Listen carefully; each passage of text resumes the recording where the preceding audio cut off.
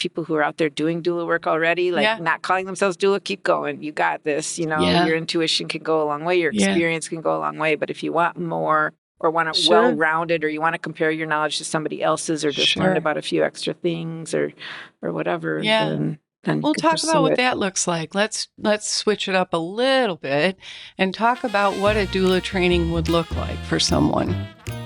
You're watching A3 Aging Ann Arbor, where we talk about aging and what you need to know. I'm Faye Molitor. And I'm Sheila Doden. Welcome to the show. Welcome back to A3 Aging Ann Arbor. We have the privilege of inviting and welcoming Merilynne Rush to the show.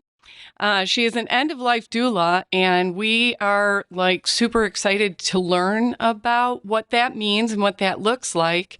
But we're also really excited to learn about you, because I did a little sneaky research, because there's all this social media out there now. And oh my goodness, you are a super cool lady, and you have done so much. I guess the first question we would have is, I don't know if it's a question or a statement, Merilynne, but you started as a midwife, so you experienced the beauty of birth, and now you are privileged enough to be with families at the end of life. Yeah. And I'm just so curious to hear about how all of that kind of transpired and worked out, you know? Yeah. And it is a privilege to be with families at such transitions in life. I felt that as a birth midwife as well. Oh my gosh, yeah. I learned while working as a birth midwife with people, I did home deliveries. So people were really embracing the natural process of welcoming a new life into the world, and all that entailed, all the hard work. And messiness and family involvement, and just, when you're in the home with somebody, you're addressing all of it. The kids are there, and sometimes you're doing some childcare, and sometimes you're dealing with the mother-in-law, or So and sometimes there's sad things happen too with birth, and so you're there for all of it. And I never shied away from that. I never shied away from embracing all that life brings us, the joys and the sorrows and the challenges. So I was when I was reaching the end of my midwifery career, I needed to retire, because I was approaching 50, and it was too hard to get up in the middle of the night and drive off into the night. Yes, you would. Not because knowing that when just happens when it happens, right? Exactly, So I didn't know what I was going to do, and a friend said, "Hey, I've heard of this thing called death midwife." And I was like, "What? Tell me more." So I read an article, and I got in touch with the person that it was about out in California, and just learned. And so my entry into doing after death care, well, when I first started learning about it, was like, that's what I want. Yeah. That's what I want for myself and my family. Because we've all been to funerals that were left us feeling something short of, it didn't meet all our needs. Or just, the way it went, or some families can talk about things more openly than others, but I always found myself not shying away from those discussions of the hard things. So I first learned about after-death care and being able to care for your own dead at home, the body not having to be taken away right away, that it's okay to be with the body, which really struck something in me, because when I had loved ones die, I was afraid. We're all afraid. We just don't have that education anymore about, in stories, we know that people used to care for people after death. There were no funeral homes 150 years ago, So I started learning about that, because I was like, ooh, natural death care, natural birth care. That's not. And I since learned that a lot of people who are in birth work do end up doing hospice work or end of life work. That kind of makes sense. It does. Because you're with families, you're walking with them, you're helping them embrace what's going on, you're helping them be resourced. Right. And, the information, the talks, the not shying away from the conversation. So that was first. after death care, natural death care, home funeral, and green burial. And then advanced care planning, I started talking about that, like helping people really embrace those preparatory conversations, which not very many of us do very well at that either. And it's a hard conversation to have. Super hard. People just don't, they want to focus on the here and now. They want to focus on life. The joys of life. And death is a hard conversation. There's all kinds of reasons we don't talk about death. We don't talk about death because we're trying to, it's got a diagnosis and we're trying to stay alive. Sure. And we don't want to give up and we don't want to think about that. Yeah. And then it's too late sometimes. It's too heavy. You're in the thick of the overwhelm of end stage illness. It's terrifying. And so we end up doing what our family has always done or relying on, sort of family traditions. It's true, because until you've had an experience where maybe someone has not prepared for their end of life and you're going through that whole process, it's very cumbersome. Personally, we had that happen with my mom. And so we learned, even doing this work every day, and it just, until you've had those personal experiences, sometimes it's really hard to be able to have those conversations. So advanced care facilitator. Advanced care planning facilitation is facilitation. Thank you.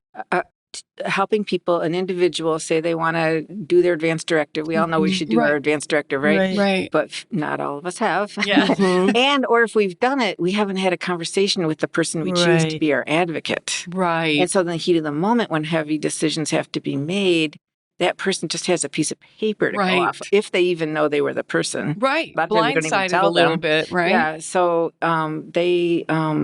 it benefits the person making heavy decisions if they've had in-depth conversations. Sure. So they really feel confident that they're not making the decision. You already made the decision. Right. They're just helping carry it out. Right. And especially when it's sudden, because it was sudden with your mom. So, I mean, we all want to go through life making all our own decisions right up to the end. And if you can do that, great. But most of us reach a point where we need help. So, for sure. Yeah. So then I started doing that. I started a death cafe in the area, which is an international movement. There's something called, you can go to deathcafe.com to learn about that. And it's just promoting community opportunities for conversations about death. No agenda, no teaching, no presentation, just opening up a space that's inclusive and welcoming and like, you can talk about anything over a cup of tea and a piece of cake, right? Or a cup of coffee. And so just providing that opportunity for people in the community to come I would always start in small groups. I would have like sometimes 40, 45 people attend. Yeah. I held it at a local bookstore. And we would start in small groups and just talk about whatever you wanted to talk about. Because, again, we're not talking about it. We're not going to die, So if you want to talk about it, people think you're weird or being morbid or depressing or they don't have time. But it's realistic because it's going to happen to all of us. Right. We're all going to have that experience. Did you welcome that find that when you had this death cafe, that folks came that maybe weren't diagnosed with an illness or didn't just lose a loved one, or I'm just curious if people that had no reason to think about it came to it. That was the majority of the people. That's so cool. Everybody's been touched by loss and death.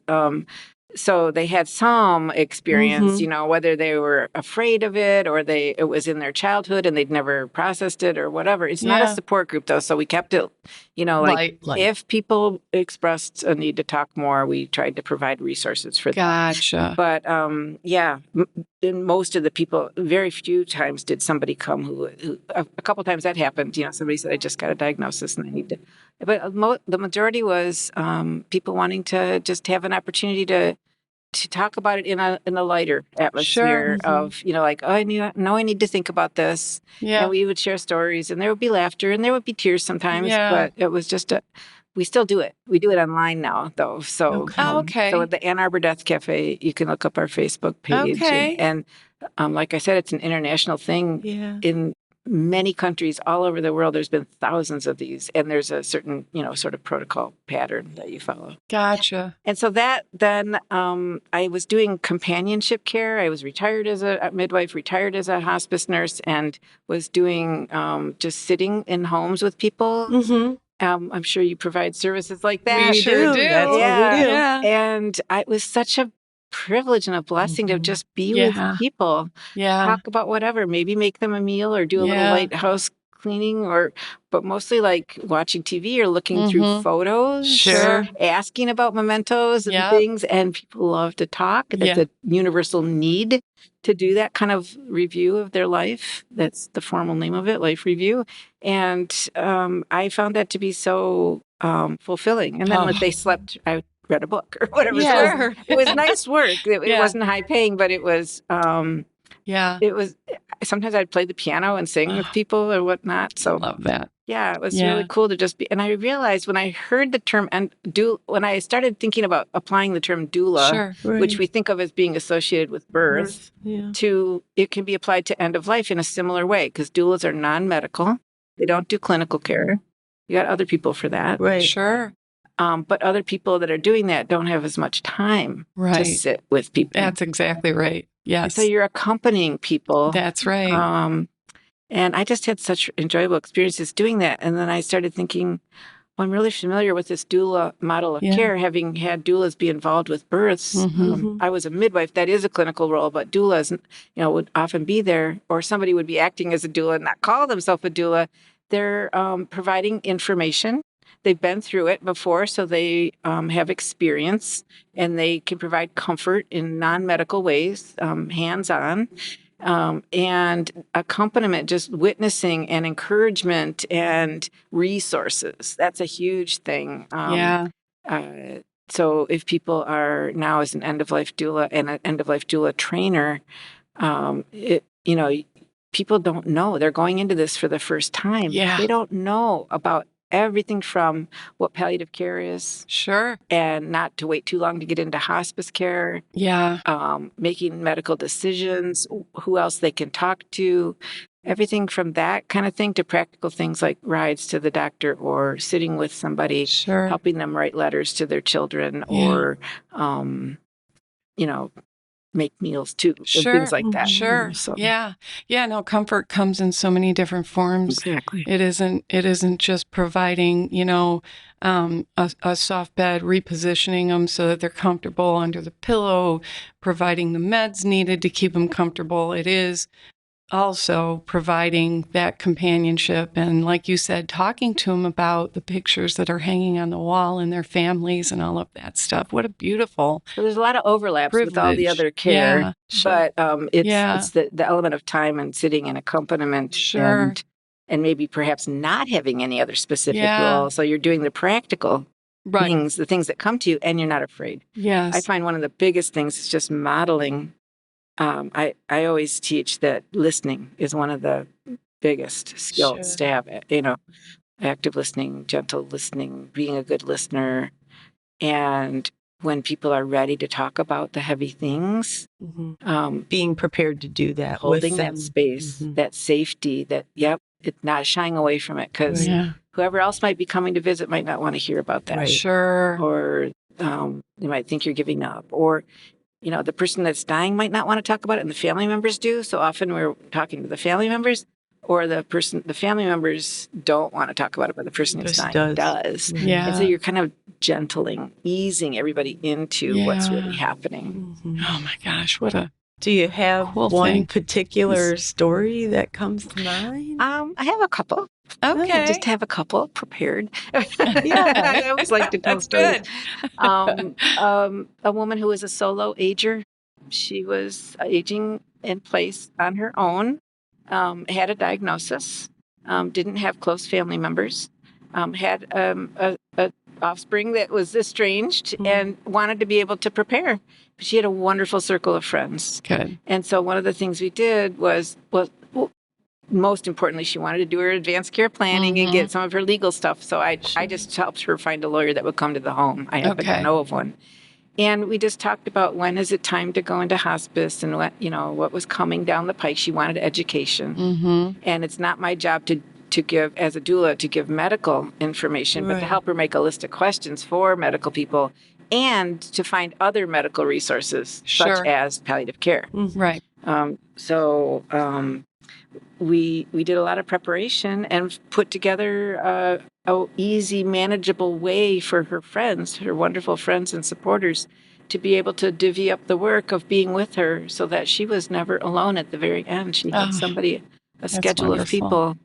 Beautiful. Yeah. And you can't stay home in hospice to die unless you have that. Right. Well, and I think that's a fear that maybe a lot of, I would think that a lot of people near the end of life like that would not want to be alone. It would most people afraid. Like my dad was an exception to the rule there. We were there.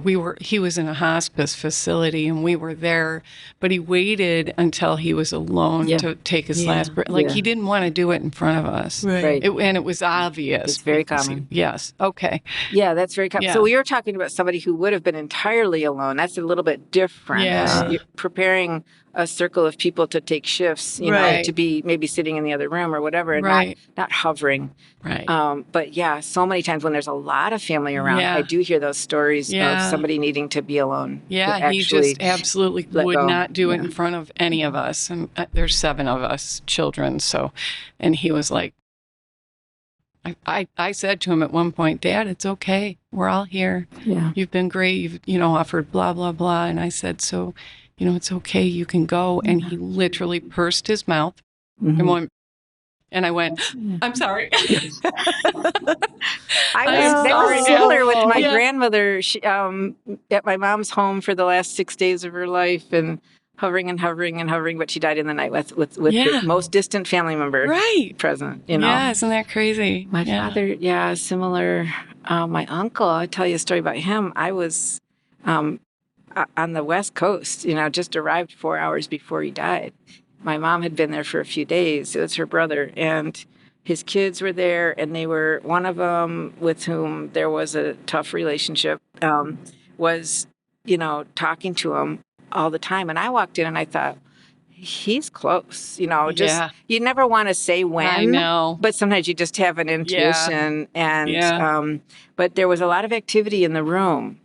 And I didn't do anything at first because I just arrived. I hadn't seen my cousins in years, It's like, I'm not going to come in and start telling people what to do, But I observed, and then they did rely on me for information. They were glad I was there. They knew my experience, and so finally we went out in the hall. And I said, let's go talk, and then that's when the questions just started coming. Yeah. Like, what's going on? What do you call this? Yeah. And I said, he's got one foot in the door.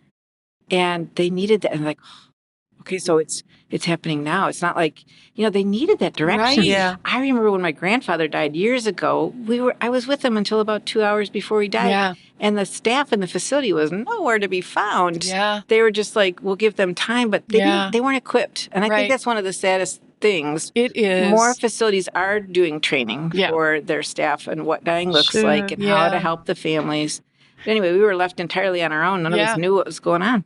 So similar situation there, and I finally talked to them about the fact that maybe only one of us stay with him. Mm-hmm. Who do you want that to be? And it ended up being the oldest kid, and he died 45 minutes after we left. Yeah, all of us. Isn't that crazy?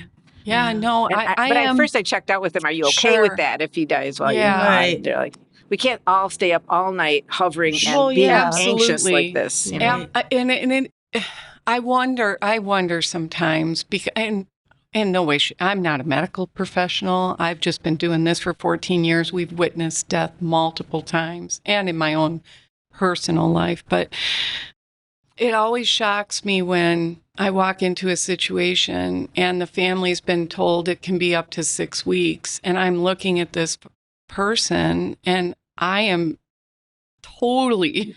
Mm-hmm. It's obvious that this person has days. Mm-hmm. And you can't say that to the family because they're telling us, well, hospice says it can be up to, and I made the mistake once of going, saying, why don't we schedule out 2 weeks? And they were like, why? Why only 2 weeks, kind of thing. Mm-hmm. And I was like, oh, no. It's okay. We'll schedule it out. We can cancel it, if we need to cancel it at any time. We're nothing set in stone. But I always wondered why the hospice people or nurse, whoever it is that's talking to the family, won't tell them that it's very close. I hate to make a statement like they don't, ever, like a general statement. Right. Like that. I just thought maybe there was some reason, comfort-wise, that they thought it would be best to keep it kind of open. Or maybe it's because they're like, who knows? People have had upswings. They've seen a lot. Sure. I think hospice personnel are looking for an opening from the family or the closest caregivers. That makes sometimes. So much sense. Okay, understood. Yeah.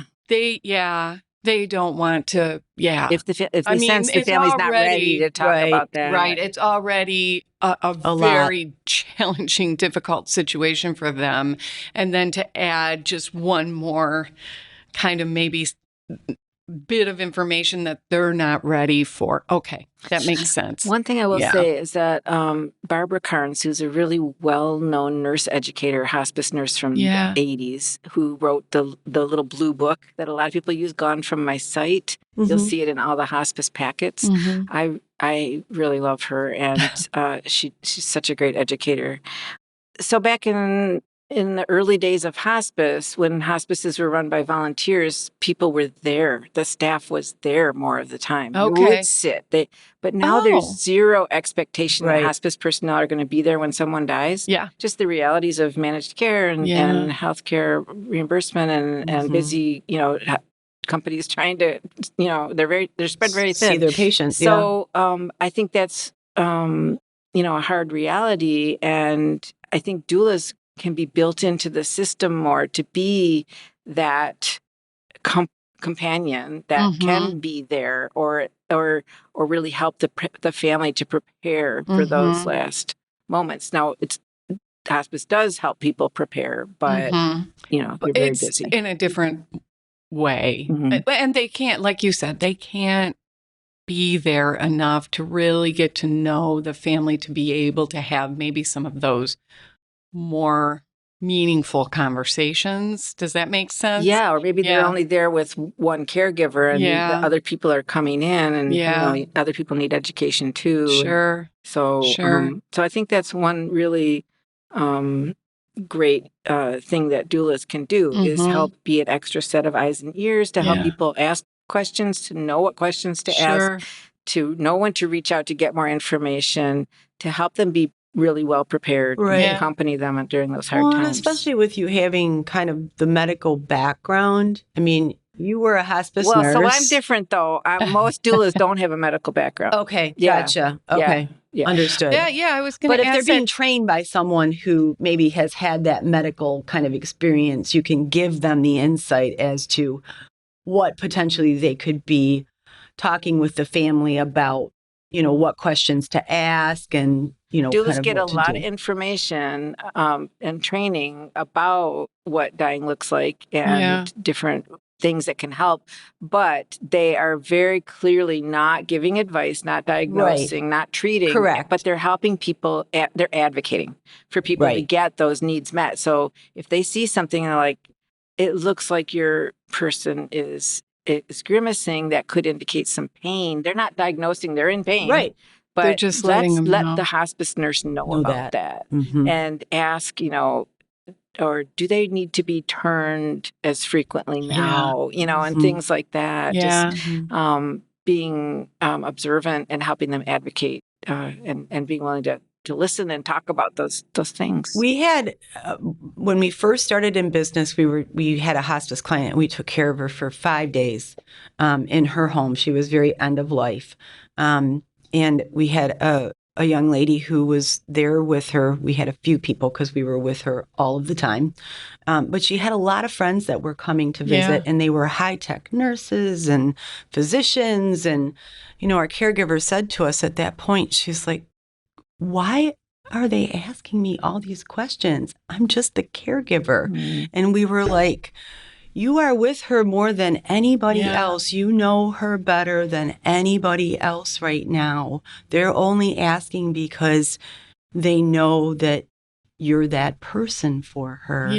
And so it was a real learning experience. Well, for and it all is a of tough us. situation for our caregivers because they are not doulas. They have not been trained on end of life. They don't really have the capacity or the knowledge of what all of that may look like to understand how to answer those questions necessarily. And I see frustration. I'm working with a couple of care companies, large companies that own facilities, and they're training their staff more in end-of-life education to be doulas, if you will. They still have their job description, but they're adding doula on top of that. That's and awesome. I think it's going to really help them, first of all, be a differentiator for, but retaining staff because they're more satisfied. Well, and they're more comfortable in the situations that they're in. And they're having, the staff is having, staff doesn't like being in an awkward position of not knowing what to say or seeing obvious distress among family members and not knowing what to do. Well, and there's no comfort for the family in that either. If our staff, a tray with coffee and cookies on it is not, it's not all you need at that point. Right. Yeah, no, it is a challenging moment. And we do ask every single hire, are you comfortable with end of life care? Because we do that. We work hand in hand with hospice. We've had folks say they were, and then when it came down to it, they were not. And that is the last thing you want to offer is someone who's somewhat frazzled and a little, I don't want to say freaking out, but not calm enough and not there necessarily enough for the family in that moment. Not resourced enough. Yeah. You want them to have those resources. So people learn by doing. And and that also makes me think that a lot of people are doulas without calling themselves doulas. I mean, we're making this distinction now because so much, we do that now. Like, everything is outsourced now. Childcare didn't used to be called childcare either, But so many people do this, have it intuitively how to do this work and not afraid and not shying away. So I want to recognize that as well. People who are out there doing doula work already, not calling themselves doula, keep going. You got this. Your intuition can go a long way. Your experience can go a long way. But if you want more or want it well-rounded, or you want to compare your knowledge to somebody else's, or just learn about a few extra things or whatever, then we'll talk about what that looks like. Let's switch it up a little bit and talk about what a doula training would look like for someone. My training there's a lot of them all over the country. I've been around for a while, and I've helped start a national organization. I started the National End of Life Doula Alliance with a few other people, other trainers. It's a non-training organization. It's a membership organization, but we have a directory of doulas. So you can find doulas all over the country. That's cool. But my training is really comprehensive. There are some that are very specific, like they train doulas in doing legacy work, vigiling at the bedside, and bereavement afterwards or something. But mine is more like, bam. and set up a business and it looks like this and whatnot. But mine is more like, what gifts do you have? What parts of this work really call to you? Let's expound on those. I also include a lot of awareness about special needs groups, marginalized communities, internal bias, health disparities and inequities, so that people are more aware. But we all are going to be more comfortable with somebody from our own community. And so just kind of recognizing that as well. And looking at all the different aspects of what you can do, whether it's and adding the element of advanced care planning or education about after-death care, natural after-death care, and especially looking at legacy work as life review. Not everybody's going to be the kind of doula that sits and does art projects with people, but meaningful talking with people is also life review, which is so important. Yeah. So we have a lot of resources that we're giving people so they kind of pick and choose what their strengths are and what services they want to offer, looking at the whole thing. Wow, that's amazing. Yeah. You're a cool lady. And the people that come to me to do this training are people that have had a little bit of experience and they want to share that with other people. They went through taking care of their son who had cancer, and it's been 4 years now, and they learned so much. They feel called, or maybe they already recognize that other people in their community, whether it's their faith community or their neighborhood or whatever, kind of are comfortable talking to them about these things. They don't shy away, or their family. Mm-hmm. And so they want to just figure out a way to do more of that kind of work, because it's fulfilling. When you can help make a very difficult experience a little bit better for somebody else, it's very fulfilling. Oh, absolutely. And I think that gives people comfort in knowing that there are many other people who've had these experiences, maybe not exactly like what they're going through, but understanding that there are a lot of people out there to support them. Sure. We are a village here. Yeah. And that's a lot of, what Faye and I have talked about for years is educating people on how to better take care of people. This is in whatever capacity. In whatever capacity. So this is just one of those other capacities, which is amazing. Amazing. Yes, 100%. Okay. Well, we're going to switch gears again, and we're going to ask you the question that we ask every one of our guests. And that is, what does aging well look like for you? For me, because I'm a very social person, community is important. And so I'm just going to go back to what you just said, is knowing I have somebody to turn to when I'm having trouble with something. I've already hired a doula when I had surgery. Oh. I called her a surgery doula. Doula. You can be a doula for anything. Exactly. I knew that, I'm feeling doula-ish. Doula-ing. My husband, bless his heart, but he was working full time, and I just knew I wanted somebody special that would come to the house 3 times a week for 3 hours and do whatever I wanted them to do. Sure. And not be and be a helper that was a self-starter, not asking me how to do things. Just go do it. Right. Because I don't feel like it. Right. I don't feel good. Yeah. I need some TLC, and it was wonderful. So I want to have resources. I want to continue to be as active as possible, but have assistance to decrease that activity and have other fulfilling things to do. I've really started getting into offerings at the Dexter Senior Center. Nice. Because I'm like, I need to prepare and just make friends, and that's what we do. Like, we talk to each other about whatever's going on, and just supporting each other. That's what it's all about. That is I want to be honest about what's going on too as I age. So if there's, I want somebody to tell me you shouldn't be driving anymore or whatever. Right. And you would accept it. There's people that don't. I don't. I hope. I'd like to think that, but I have that gene in me that doesn't want to. I think we all have a little bit of it. It's a hyper-independence gene. We can't help it. Yeah. So how do people get a hold of you? My website is thedyingyear.org, The Dying Year, DYING year.org. And there you can find lots of articles and explanations about what an end-of-life doula is and all the other offerings of the company and ongoing support that we offer for doulas in training. And I do referrals, so people in the community can call me if they're think that they want to talk to a doula about their services and see if that's right for them. I have host gatherings of the local doulas, so I try to stay up on who's doing what and who's available, and I can help place doulas in the home too. That's really great.